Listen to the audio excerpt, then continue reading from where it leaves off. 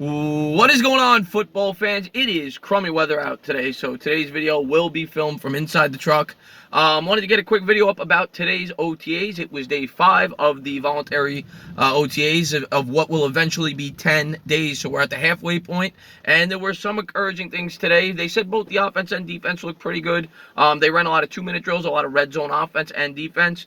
Most of the standouts today, though, at least from what was written on by the Giants bloggers, were on the offensive side of the football. All 3 quarterbacks threw a touchdown. Tanny threw one, Eli threw one, and of course Daniel Jones threw one. Daniel Jones continued to play with the second-team offense. Before we get to the offense, we'll speak on the one defensive standout that was written about, and that would be the X-Man out of Old Dominion, this year's third-round pick. A lot of people said going in that he was very technically skilled.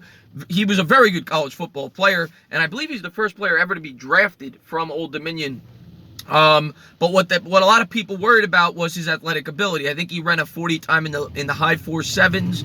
Not the best athlete in the world, more of a technique player. But a lot of people have said they are very encouraged with his ability to set the edge, and they think he's going to be more than a capable edge rusher at the NFL level.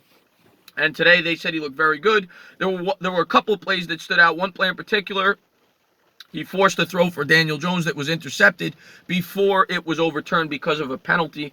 He also got after Eli Manning. So he looked good today. He was the one big-time standout that people said.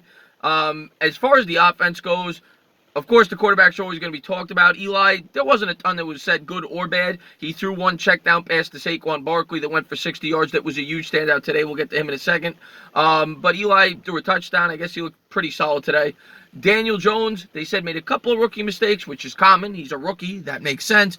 But his arm strength continues to impress. He continued to hit on sideline throws. I saw one highlight in particular where he hit Coleman on a back shoulder fade. It was a beautiful throw, but he continues to show the arm strength needed to hit those sideline-to-sideline throws. So people continue to be impressed with Daniel Jones, who threw a touchdown as well, as I stated earlier. Going back to Coleman, everyone said today, was the biggest standout in terms of the receiving corps for the New York Giants. Fowler continued to look good. He made a couple catches.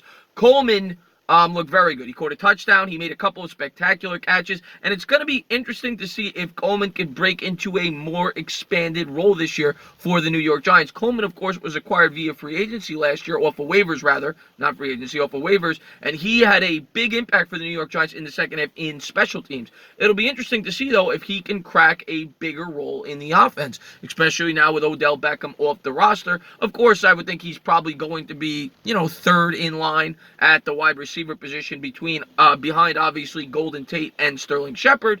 But it'll be interesting to see. Another wide receiver who had an encouraging day was the undrafted wide receiver out of Monmouth, Reggie White Jr., who caught a touchdown. Reggie White Jr. definitely could potentially crack this roster. I believe he caught for over 1,200 yards last year, and there have been successful wide receivers that went to that program in recent history.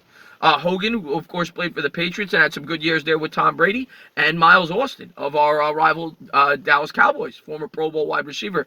And he stands at 6'2", which is something the Giants could certainly need. They need some height at the wide receiver position. So it'll be interesting to see going forward if Reggie White Jr. could potentially crack the 53-man roster. Certainly in contention for that. Saquon Barkley was the standout, what everybody wrote about today, and he looked fantastic. When you watch the highlight films, we all expect it. He's the best running back in football. His burst is ridiculous. He looked great between the tackles. Like I said, he caught a 60-yard pass, and Saquon Barkley looks ready to go to have an unbelievable sophomore season. I cannot wait to watch this guy on the football field this year, but he had a great day as well. And the Giants offense overall sounded like they had a pretty encouraging day. They're going to have a day off tomorrow before we get back to it the day after for the 6th day of OTAs. But overall, a very encouraging day. So we'll see where it goes from here. Just wanted to get a quick video up on the page recapping what I heard from OTAs today.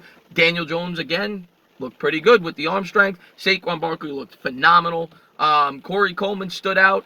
And, so those were the standouts there. The X-Man continues to thrive. So there it is. So as always, if you liked what you watched, please subscribe. Drop a comment. Maybe give me a little thumbs up. Cheers.